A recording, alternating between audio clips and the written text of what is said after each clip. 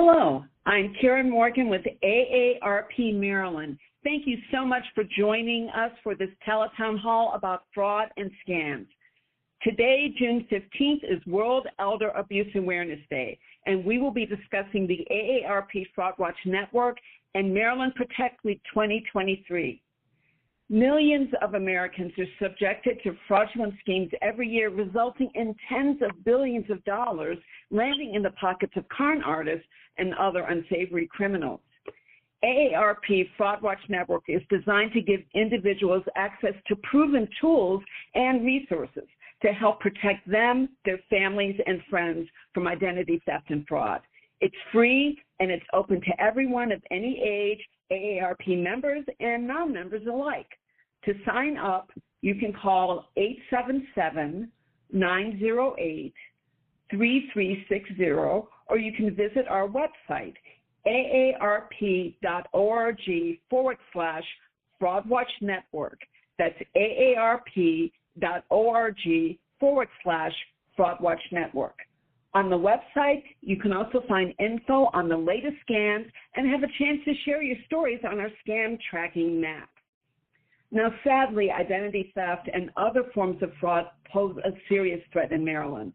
Multiple Maryland agencies and organizations are in the midst of Protect Week 2023, a campaign to educate Marylanders about frauds and scams.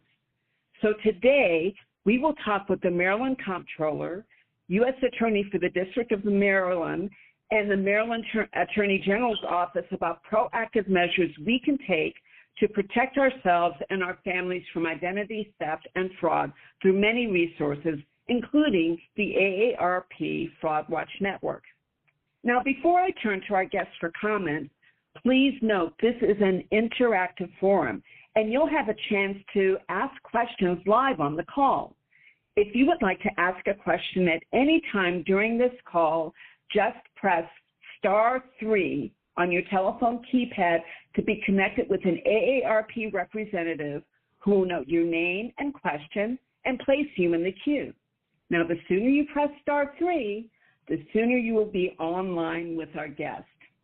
So, without further ado, I'd like to introduce our guest for today's call.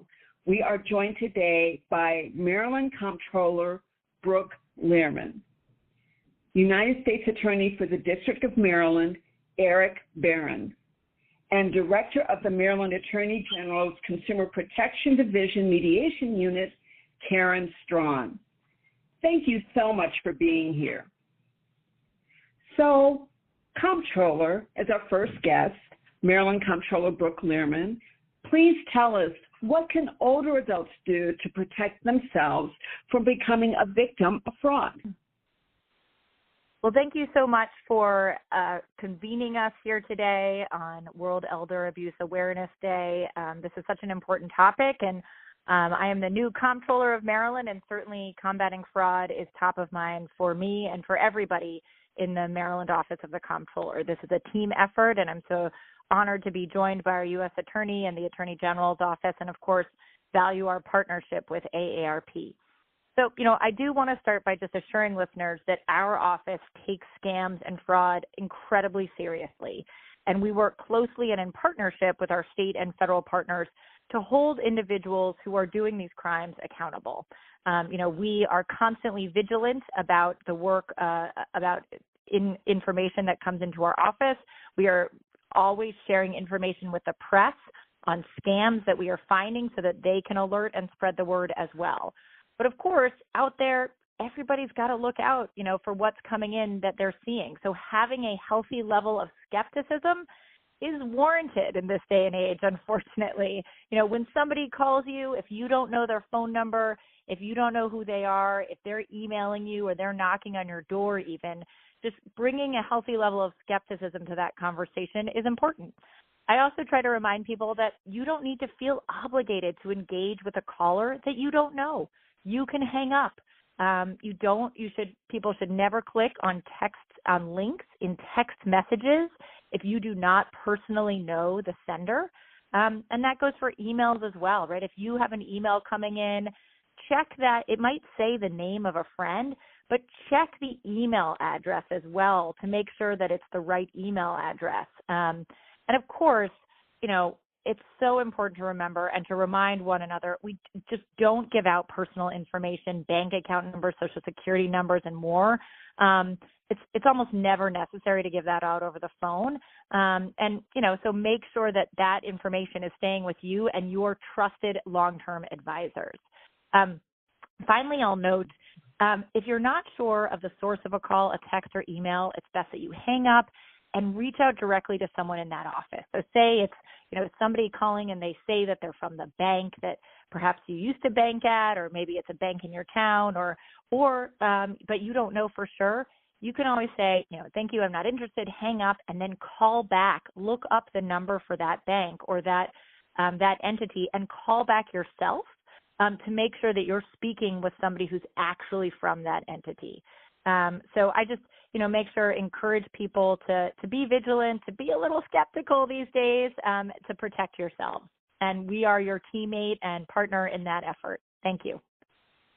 Okay, great. Thank you so much. And you sort of answered my next question, which was what can older adults do if they're contacted by a scammer? And the things that you mentioned about being skeptical, going to an independent source to check the number because caller ID is not necessarily reliable, and just making sure that you have a legitimate phone number. Those are all great tips. Thank you so much, Comptroller Lierman. So if you have just joined us, oh, yes. I was just going to also add just one other thing in terms of if you know you were contacted by a scammer, to make sure to let people know. So you can, if it's about taxes, you can email our office at taxhelp@marylandtaxes.gov or call 1-800-MD-TAXES. You can also reach out to the Attorney General's Consumer Protection Division. You can call your local police department, and you can also call the National Elder Fraud Hotline.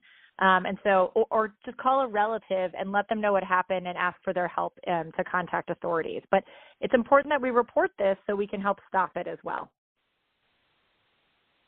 Yeah, that's absolutely correct. It's very important that we report this. That's the only way that we have of stopping this crime. If you have just joined our call, I'm Karen Morgan from AARP Maryland, and this is a live telephone town hall to talk about fighting identity theft and fraud and to let you know about the resources available through the AARP Fraud Watch Network. Joining me for today's conversation are special guest, Maryland Comptroller Brooke Lierman, United States Attorney for the District of Maryland, Erik Barron, and Director of the Maryland Attorney General's Consumer Protection Division Mediation Unit, Karen Straughn. As I stated earlier, this is an interactive forum, and if you would like to ask a question at any time during this call, just press *3 on your telephone keypad to be connected with an AARP staff member who will note your name and question and place you in the queue. The sooner you play *3, the sooner you will be online with our guest. So please remember to press *3 on your telephone keypad.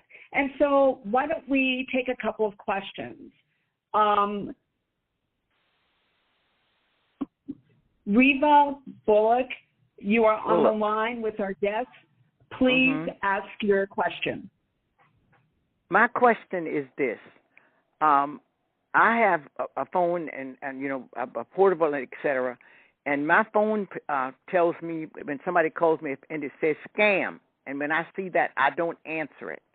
And I'm wondering if that's going to be a continuation because to me, I'm very leery about responding to spams because to me, it's a trickery. And I'm asking, is that the best policy for me to follow?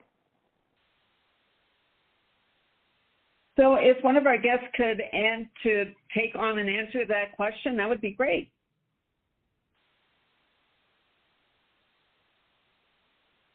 This is Karen Straughn with the Maryland Office of the Attorney General Consumer Protection Division. When the phone tells you that it's a scam, in most cases it is correct. As long as you have an answering machine, that individual will leave a message if it's important, and you can always call her back if it's someone that you recognize.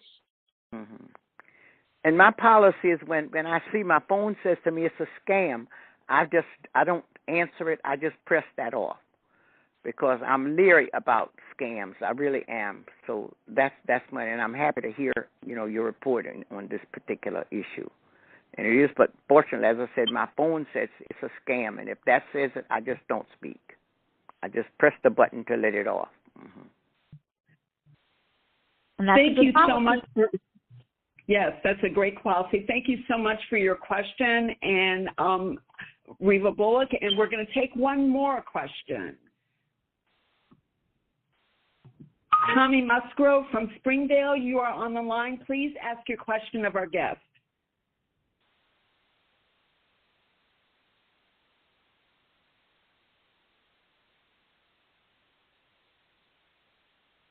Tommy Musgrove, you are on the line. Please ask your question of our guest.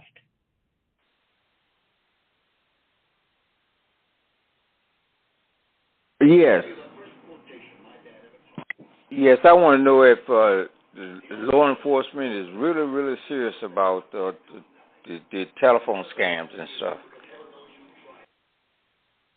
Well, we have Erik Barron from the U.S. Department of Justice, District of Maryland, on the line. I want to know if law enforcement is really serious about telephone scams. Yes, and Erik Barron is on the line. He is the U.S. Attorney for the District of Maryland. Why don't you answer that question for our caller? Sure. Thanks, Tommy, for your question. We couldn't be more serious. In fact, we're so serious that we successfully pushed for more resources to come to Maryland to help us combat elder fraud and these telephone scams and these text messages and everything that we're talking about this morning and this afternoon. So we are super serious. It's a high priority for me and the U.S. Attorney's Office. Thanks for the question. Thank you. Let me remind you again, if you would like to ask a question, please press *3 on your telephone keypad to be connected with an AARP staff member who will note your name and question. The sooner you press *3, the sooner you will be online with our guest. We've already heard from our next guest, U.S. Attorney for the District of Maryland, Erik Barron. U.S. Attorney Barron, I understand that Maryland recently became a member of the Transnational Elder Fraud Strike Force. So what does that mean for our efforts to combat fraud directed at older adults? Sure. Thanks for the question, and it's great to be on here with friends. And this is what I was hinting at with Tommy and answering his question. The Transnational Elder Fraud Strike Force brings together U.S. Attorney's offices, the FBI, the U.S. Postal Inspection Service, and Homeland Security investigations to prosecute the largest and most harmful global elder fraud schemes.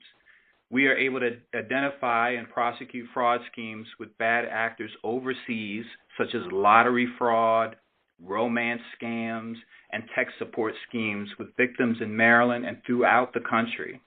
Prosecuting fraud is a key priority for me and the U.S. Attorney's Office in Maryland. We want to hold accountable those who would steal money from older adults, and we want to return funds to victims whenever possible. Great. Thank you. And one more question before we move on to questions from our listeners. What are some tips from your agency to help listeners spot a scam, and who should our listeners contact if they receive a phone call, email, or text message that they think might be suspicious? Sure. I got 3 top tips. The first is there's going to be a need for speed. Fraudsters use urgency to override your common sense, but don't let them. Just pause, take a breath, contact someone you trust, or in the case of a government agency, just hang up and call the agency yourself. How about that? You should always have an opportunity to seek advice. And if somebody doesn't let you, is trying not to allow you to get advice, it's a scam, flat out. Mm-hmm. Second, beware of drama. Drama. This is specific to especially romance scams and may apply to other schemes as well.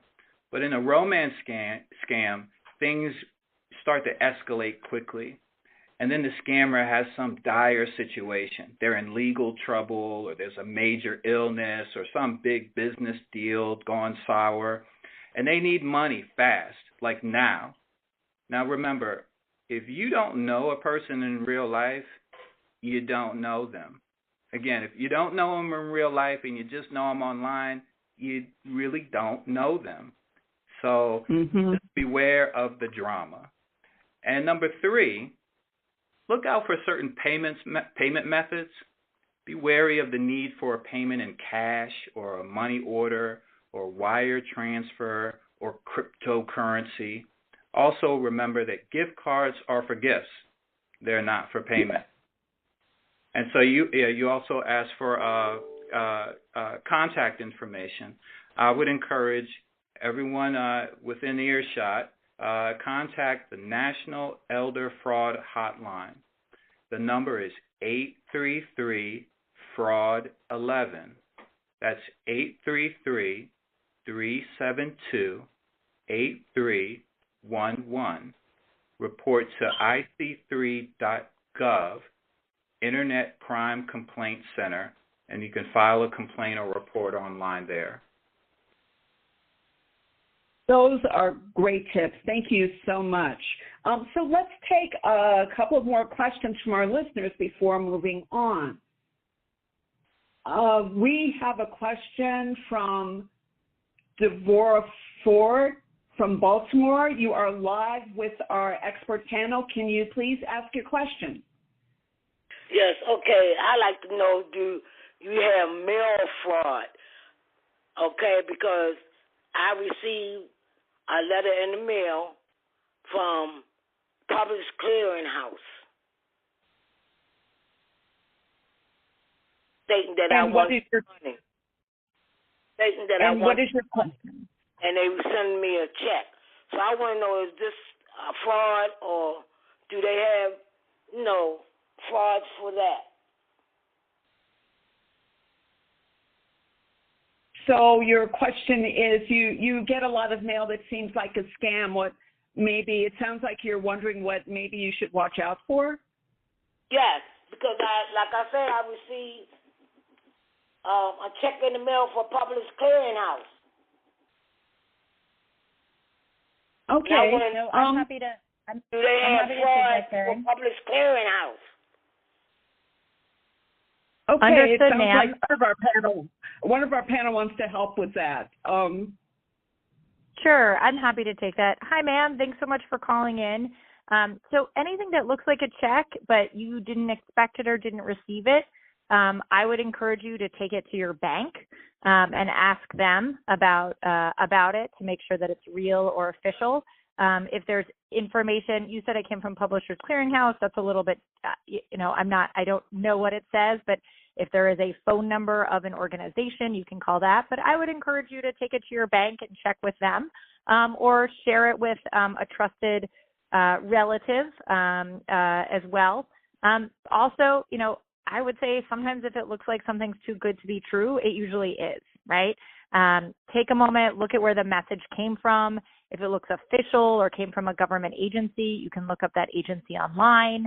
You can call them directly and ask them if they really sent you something. This actually happens quite a bit to our office. Earlier this year, we were made aware that fraudulent notices had been sent to Maryland residents informing that their property was subject to seizure due to unpaid debts, which was just a lie.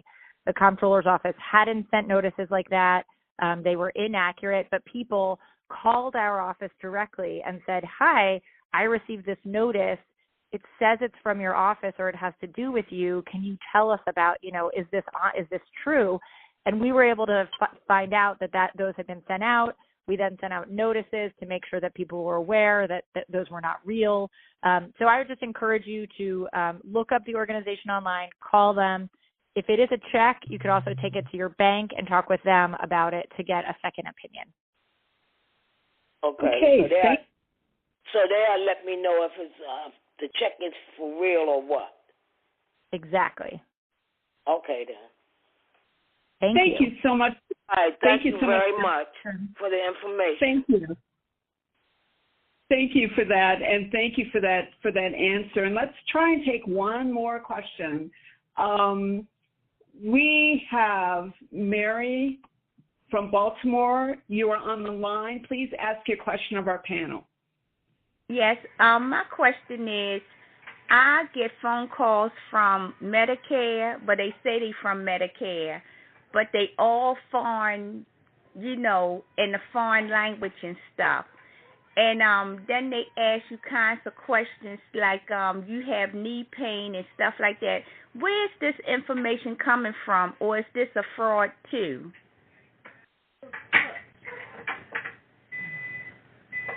And maybe Karen Straughn, who another member of our panel, or Erik Barron, maybe you can take that question on for our caller. This is Karen Straughn, and I'd be happy to take that question. If you get a caller who says that they're from Medicare, first look and see if the number makes sense that's calling you. Unfortunately, you can't just decide by the fact that someone has a foreign accent, because that may be someone who is real. But if they start asking you personal questions, the first thing you should do is tell them that you're not going to provide any personal information and hang up the phone. Right. If it is something that concerns you, that you think you would like more information about, you can then call Medicare with a number that you know is a real number and talk to them and get whatever information you need. Because there are scams right now where they are calling people and asking about certain injuries and then sending fake equipment to help with those injuries and billing Medicare, trying to get money for those things. Mm-hmm. And that is a fraud. Yes. Thank you so much. You're very welcome. Thank you. Thank you, Karen Straughn, for weighing in on that before I was even able to introduce you. But thank you to our listeners for those questions and comments. So let me introduce our third guest, Karen Straughn, from the Maryland Attorney General's Office of Consumer Protection Division. So, Karen Straughn, please tell our listeners what types of financial exploitation crimes aimed at older adults are most commonly reported to the Attorney General's office. Thank you, and thank you for having me today. It's a pleasure to be here. We've received reports of lots of different kinds of financial exploitation. We've received calls about identity theft, Medicaid fraud, imposter scams, tech support scams, lottery and sweepstakes scams, charity scams, travel scams, home medical equipment scams, investment fraud, predatory lending, and power of attorney exploitation, all of which are things that our office can try and help you to determine if you are unsure if that is a fraud or not. We can help you and point out ways that we know that it's a scam so that you do not fall victim to them. And we do that by I apologize. We do that by a hotline that we have available Monday through Friday, 10 a.m. to 2 p.m. at 410-528-8662. That's 410-528-8662. Okay, thank you so much, Karen. It's interesting what you said about these scams, and it's just sad too. I mean, it saddens me to hear about this. What are some of the most important steps seniors and their families can take to prevent being scammed or financially exploited? Well, it's important to have someone that you trust, that you can talk to and ask them if this is something that you should be worried about, if it's any sort of financial exploitation. You want to talk to somebody who is knowledgeable before you make any large purchase, and don't sign any document until you read it from beginning to end, including the fine print, and make sure that you understand it. If it is something that is difficult for you to understand, talk to a friend or colleague who might be able to review these things for you. If you have someone that you're trying to nominate as a power of attorney, make sure that they are someone that you can trust, because people can use a power of attorney to take your money, and you want to be sure that you are being very careful and you're checking your financial statements regularly and carefully for any unauthorized withdrawals. And very importantly, stay socially active. You want to make sure that you are able to talk to other people about what is happening and what you are hearing, because isolation, unfortunately, increases your risk of becoming a victim of abuse. That's excellent advice. Thank you very much, Karen. So let's hear from our listeners. And Lorraine from Suitland, you are live with our panel. Please ask your question.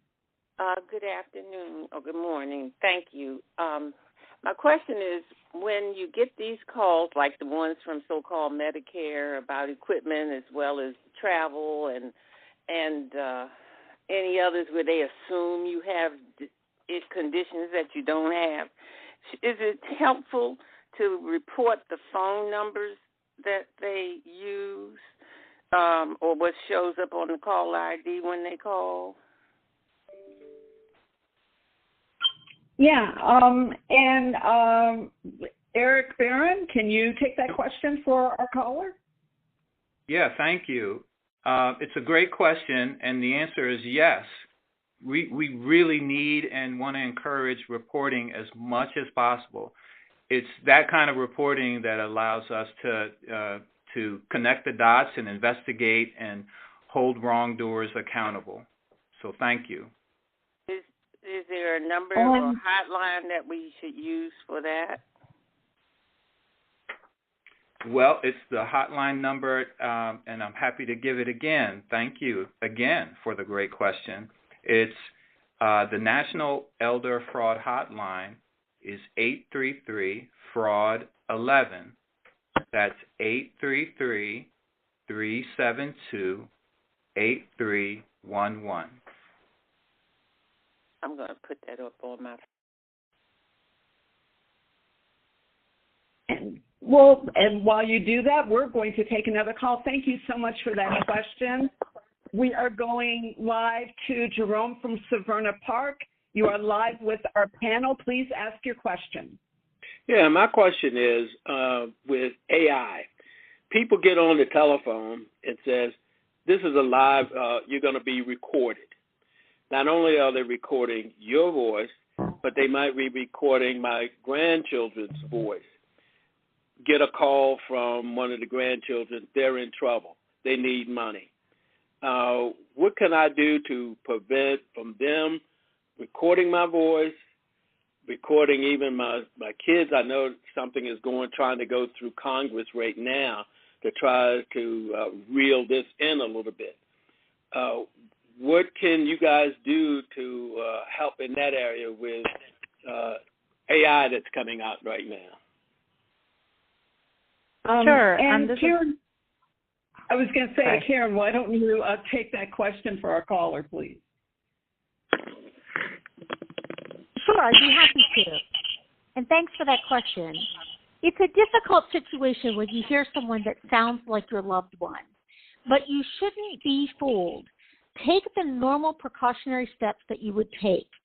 Stop, pause, and listen to what they're saying. Does it make sense? If they tell you that they need emergency money right away, then the first thing you should do is, usually these are callers that are saying that they are out of town. Call your loved one directly right after you hang up the phone and see if you can reach them. If you can't reach them, reach another relative who can tell you whether or not they really are home or not. They will tell you, don't call my parents because I don't want them to know. But it's important that you check and make sure whether or not they really are out of town, as they say, or any of that information before you provide any money. And be careful. Make sure if you are providing money that you are doing it in the safest way possible. And that means provide to them an opportunity to allow you to pay who needs to be paid, not to allow them to take your credit card information or anything like that that could be used again fraudulently. Mm-hmm.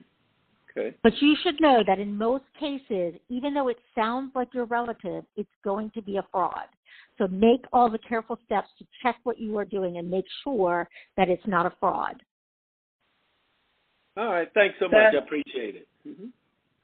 And thank you. And do the other members of our panel have anything that they'd like to add to that? This is Brooke Lierman. I just can't emphasize enough that if an office calls you or somebody calls you and they say they're from an office, but you don't know them, you don't recognize them, and they're asking you for personal information, just let them know you can't talk right now, hang up, and then look up that office's number online or, if you have it, just call the office yourself directly.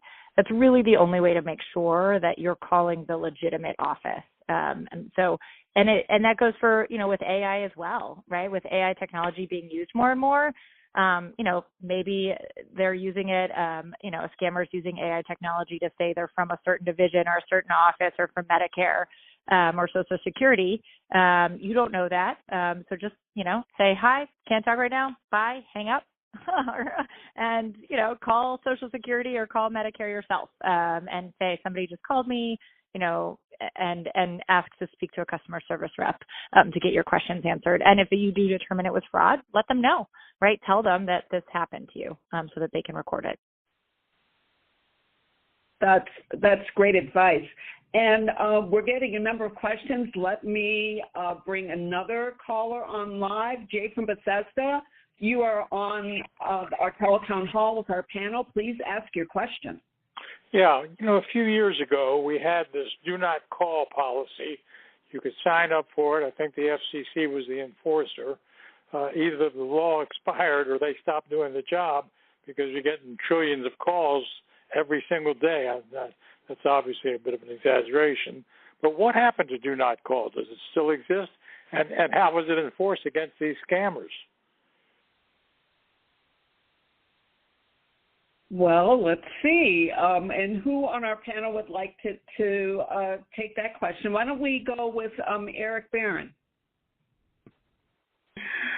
It's a great question. I heard about that too with the FCC, and I'm not sure what happened to it, but I can tell you, in law enforcement, these scammers are just, every time you put one thing in place, they find a way to get past it, through it, over it. They're, using technology, and, the last caller was talking about AI. They're using things to get by the things that the government puts in place. And so that's why, there's unfortunately not going to be, a silver bullet for these things. And that's why we're all here on the phone with you all today to encourage you kind of on the front line, so to speak, as a potential victim, to pause, take a deep breath.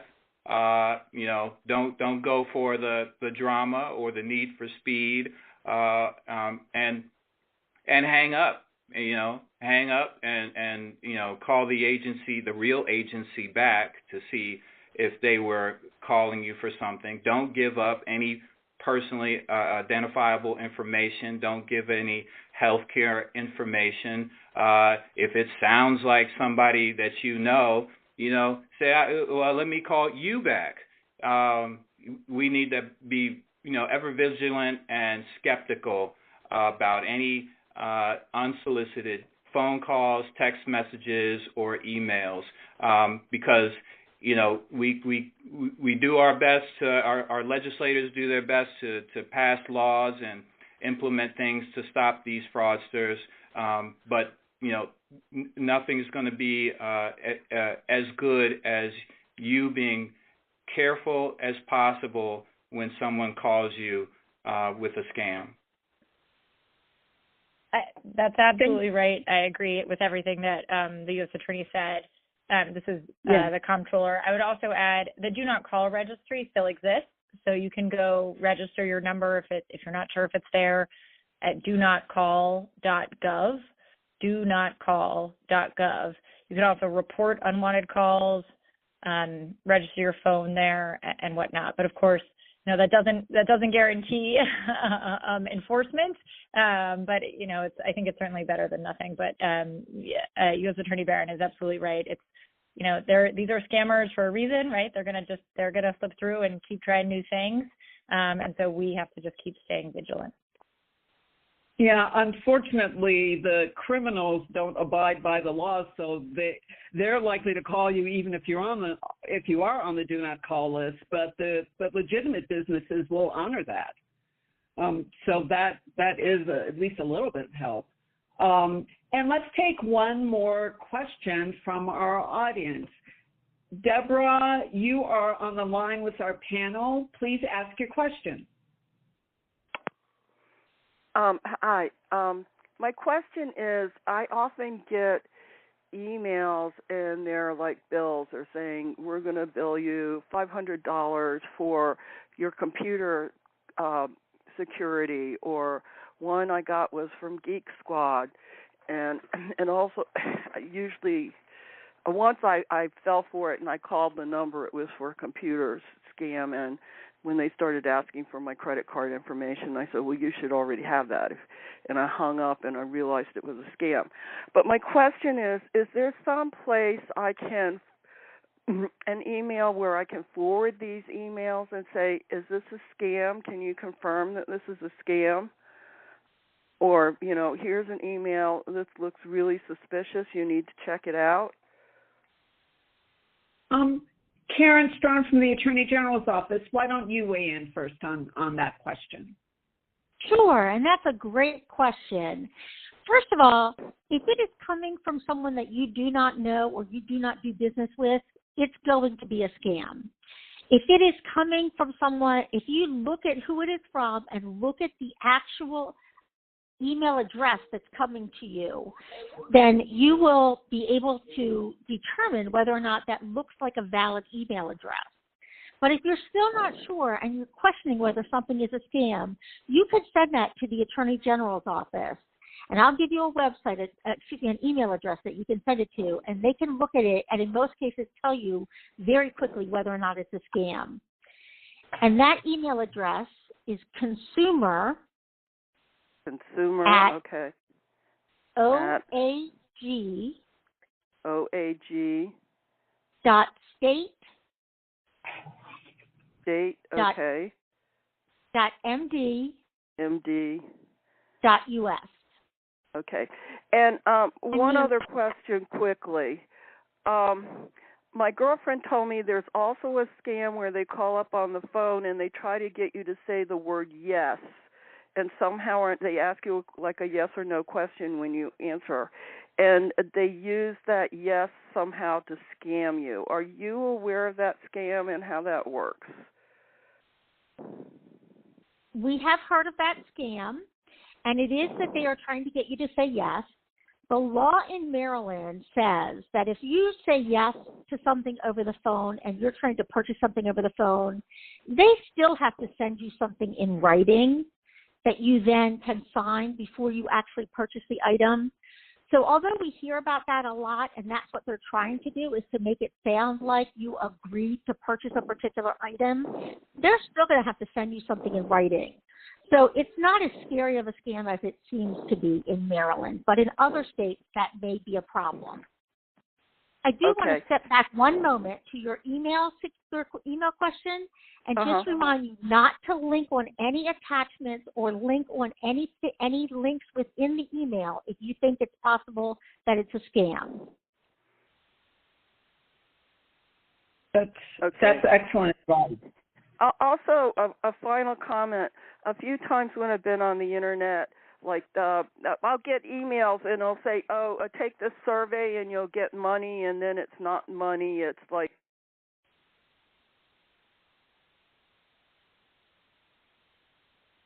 Oh, okay. And Comptroller Lierman, let us go back to you. Let's talk about how the Comptroller's Office protects taxpayers from fraud. Absolutely. I'm happy to talk about that. Thank you so much. We take fraud incredibly seriously and really proud of the anti-fraud work that we are able to do.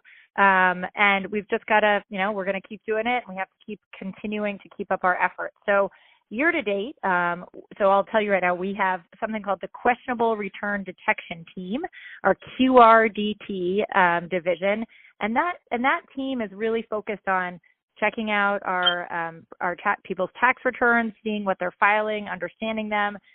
We have stopped over $30 million in fraud, including identity theft, just this calendar year. And so our fraud detection and business intelligence team, our questionable return detection team, and our contractors all work together. We rely on automated fraud tools to properly identify suspicious returns and payments for review. We have a very dynamic process in place with our fraud partners to continually adjust our fraud tools upon the discovery of new schemes.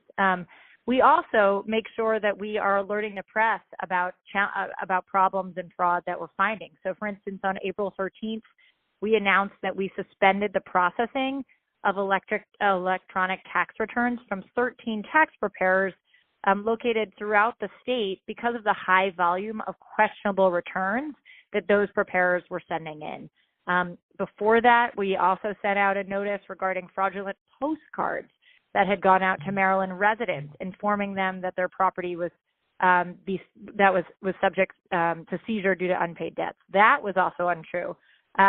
Sometimes people will say to us, "Hi, I've been told I've won a prize from the comptroller." That is not true. We do not send out prizes. So we are constantly trying to stay vigilant, modernizing our computer hardware systems and more to make sure that we're staying on top of things as well. And we also send out letters to victims of tax return ID theft to make sure that they're aware of what's happening too. So we are constantly trying to stay vigilant, and if folks want to contact us about things that they've seen, we are always happy to keep learning more and to keep doing better. Thank you so much, Comptroller Lierman. And that's excellent. Those are excellent resources that our listeners and their family members can rely on. U.S. Attorney Barron, what are some examples of recent cases prosecuted by your office related to elder financial abuse? Sure, thank you. I'll give you a couple examples. So we had a defendant recently sentenced to 9 years in federal prison for his role in a grandparent scam in which he and others persuaded older adult victims to send thousands of dollars in cash by posing as a police officer or a lawyer and convincing victims that their grandchild needed money for bail or legal fees. And recently we also had another defendant that was sentenced to 4.5 years in federal prison for a scheme involving Target gift cards. The defendant and his crew, they defrauded dozens of victims by posing as IRS or FBI agents to convince victims to purchase gift cards and provide card numbers over the phone. So, we're working constantly to investigate and prosecute these kind of cases, but we don't have these kind of cases without reporting from our listeners. That reporting leads to holding individuals like these accountable. So we need superheroes out there to report when somebody calls them or emails them with a scam. Thank you so much. And that's great advice, because the criminals are attacking us. So we have to do something to stop them. And the one thing we can do is we can report the crime. We don't have to spend time being ashamed. We can report the crime and hold those criminals accountable. So Karen Straughn from the Office of Attorney General, how can the Attorney General's office help those who are seniors or who are elder who have been financially exploited? Well, there is a unit within the Attorney General's Office Consumer Protection Division that is our Senior Asset Recovery Unit. And what that unit does is when a senior trusts someone who is 68 years old or older, trusts an individual and allows them to have a power of attorney or some other type of information that allows them to be able to take action on behalf of that senior, and then fraudulently steals money from that senior citizen, the Attorney General's office has a unit that can help to recover that money for you. So if you are someone who had a relative or a friend or a power of attorney who took money from you that they were not allowed to take, contact our office, and we'll get you in touch with that unit to see what they could do to try and assist you. Great. And you, go ahead. You can contact that office simply by calling that same hotline number that I provided earlier of 410-528-8662. That's 410-528-8662, and that unit will be available that phone number is available Monday through Friday, 10 a.m. to 2 p.m. Okay, great. Thank you so much. And it looks like we have a few extra minutes, so let's hear from some more of our listeners. Diane from Salisbury, you are live with our panel. Please ask your question. Yes, hi. This is more of an awareness question type.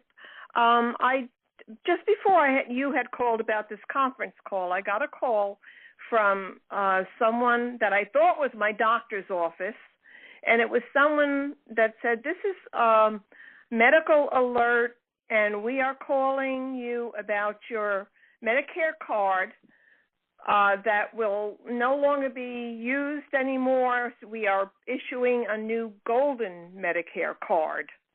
So he wanted information from me, which I did not give him.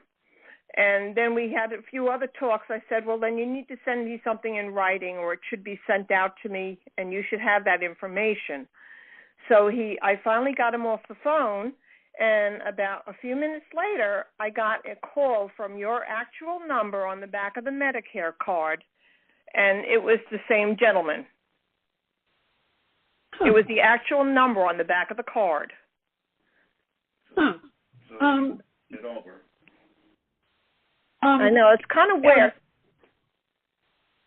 Yes, Erik Barron or Karen Straughn, can you comment on our caller's question? So this is Erik from the U.S. Attorney's Office. There's something called spoofing, where they can make a call look like it's coming from a legitimate number. So this stuff is really insidious. These fraudsters, they have a lot of tricks up their sleeve.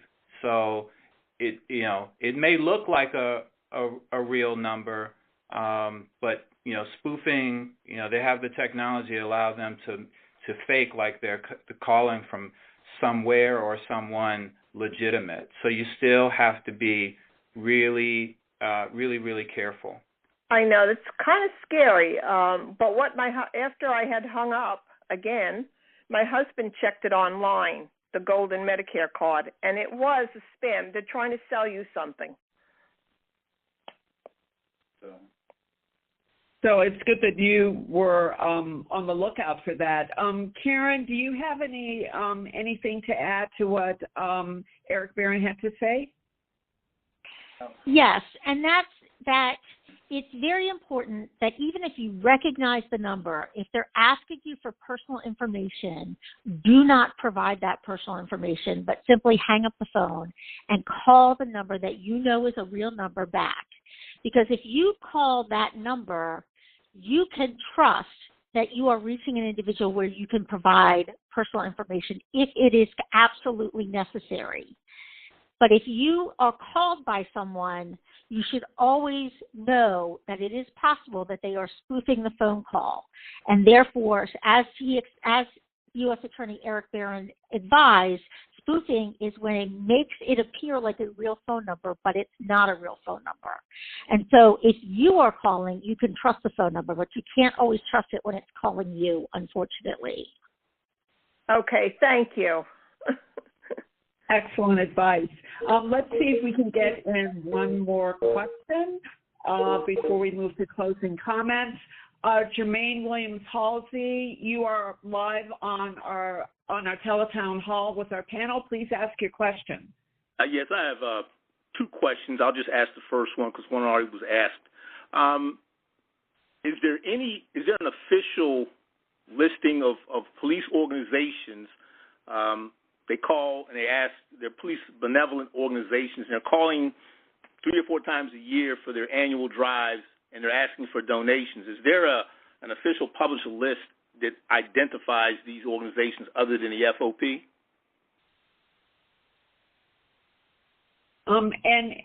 Attorney General Erik Barron, can you take that question? I don't know that there's an official list of those types of organizations. I would follow the same advice that you've heard throughout this session and be skeptical, even if it sounds like it's calling from a friendly law enforcement related organization. That's something that could be used to get credibility or trust from you and get you to send money or give personal information. I would hang up, and if you want to contribute to such an organization, you should look it up yourself and do it that way. Okay. I have one other quick question if I could ask you real quick. Sure. Go ahead. Can the DOJ or the FCC do anything to hold legitimate U.S. businesses accountable for selling, personal identifier information to third parties in foreign countries? Because that's where a lot of the calls seem to be coming from, at least that I get.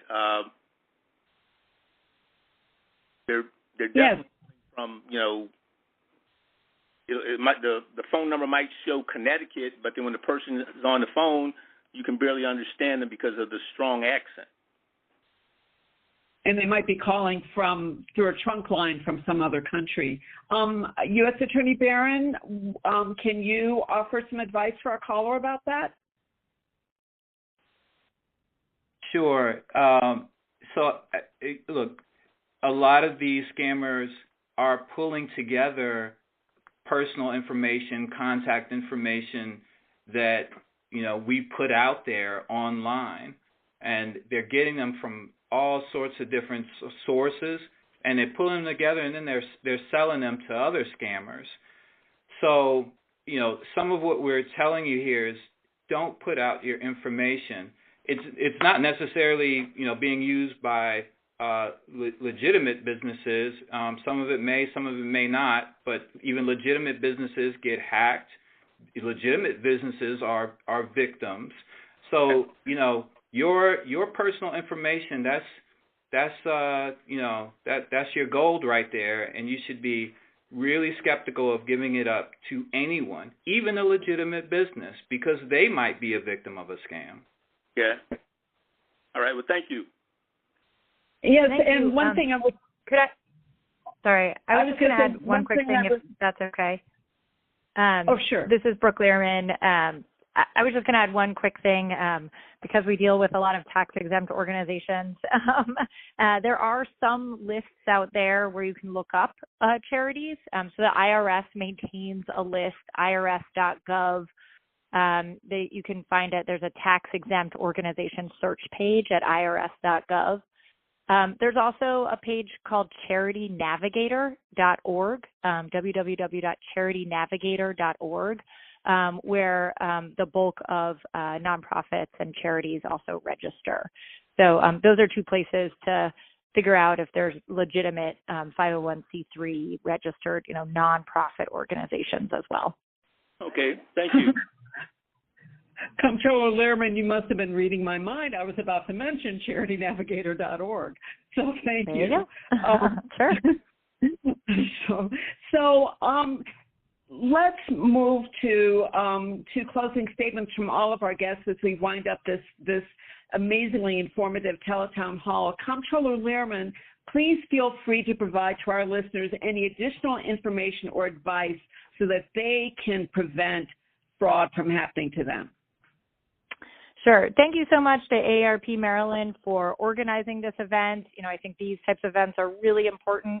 I'd also challenge everybody who's on the event today to share the information that you've learned with your friends and neighbors. Obviously, not everybody who's going to be subject to fraud is on this call right now, and it's really up to all of us to educate our friends and neighbors and relatives about these issues. Just over lunch, over coffee, when you're chatting, or, just let them know what you've learned. And just want to reiterate, if people are calling you, if they are offering you something that sounds too good to be true, it probably is, sadly. And if they're calling from an organization, but you don't recognize them or their number, or they're asking you what sound like suspicious questions or questions where you're being asked to give up personal information, just hang up and look up that organization and call them back so you know that you're actually speaking with somebody from the actual organization. If you ever have a question about tax issues or are worried about something that may have been fraudulent, you can always reach out to the Office of the Comptroller. We are here to help you and to make sure that you can have your questions answered. So I just want to say, thank you to the U.S. Attorney, to the Attorney General's Office, to AARP. We are all partnering together, working together to help make sure that we can stop fraud from happening. And when there are fraudulent occurrences that happen, we just hope that you will report it so that we can jump in, so that the Attorney General and the U.S. Attorney can jump in and make sure to try to prosecute the folks who are really taking advantage of people in terrible ways. So be vigilant, be a little skeptical, and stay safe out there. And thanks everybody for joining us, and to AARP for organizing us. Okay, thank you.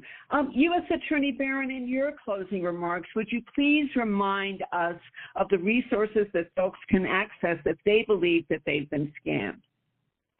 Sure, thank you. And with that, I want to start where Comptroller Lierman left off with reporting. It's so important.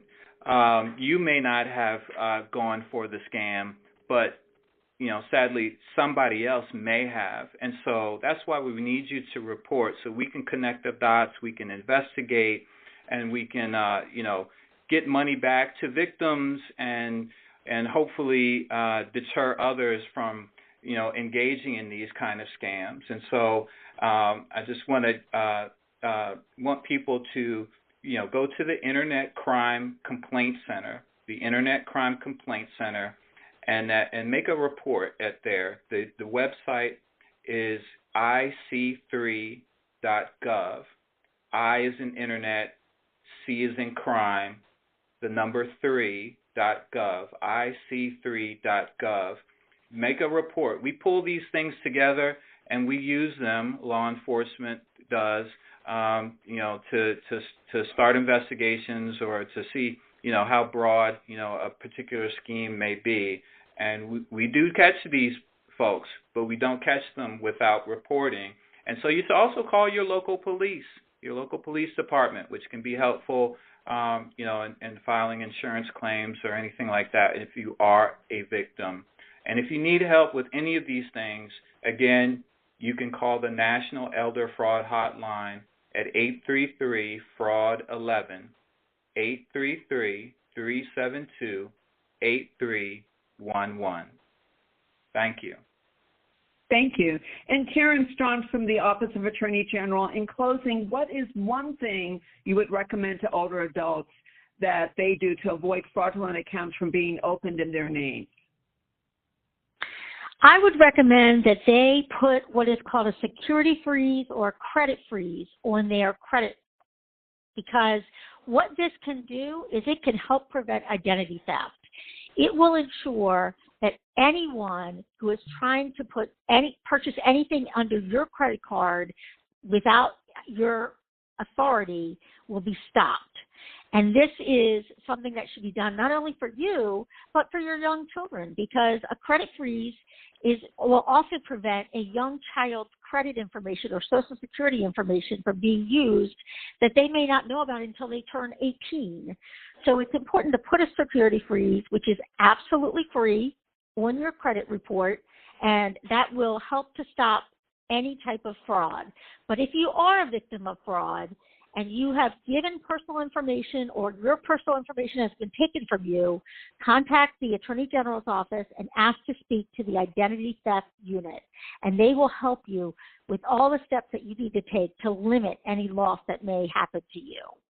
And you can do that by calling our main line number at 410-576-6300 and asking for the Identity Theft Unit. That's 410-576-6300. 576-6300. Thank you so much, Karen Straughn from the Office of Attorney General, and I want to say thank you so much to all of our special guests today. On behalf of AARP Maryland, I want to thank everyone, our callers and our listeners, for taking part in today's telephone town hall on identity theft and fraud. We've been talking with our special guest, Maryland Comptroller Brooke Lierman, United States Attorney for the District of Maryland, Erik Barron, and Director of the Maryland Attorney General's Consumer Protection Division Mediator Unit, Karen Straughn. Remember, whether it's over the phone, through the mail, online, or at your front door, scam artists are out there, and they're looking for new ways to get you and your loved ones to open up your wallets. So don't forget about the AARP Fraud Watch Network. It's a great free way to learn about the most effective ways to protect you and your loved ones from identity theft and fraud.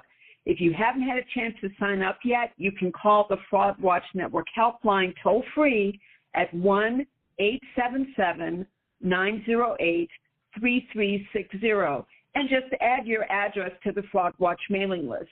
That's 1-877-908-3360. Or if it's easier for you to sign up online, just visit our website at aarp.org/Fraud Watch Network.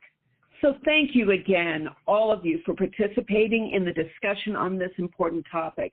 We apologize if we weren't able to answer your question. If you stay on the line, you will be able to leave us a voicemail with your question or comment. Again, you can also obtain valuable information through AARP publications on our website at aarp.org/Fraud Watch Network, or by calling the Fraud Watch Network helpline at 1-877-908-3360. Thank you. Stay safe out there, and goodbye.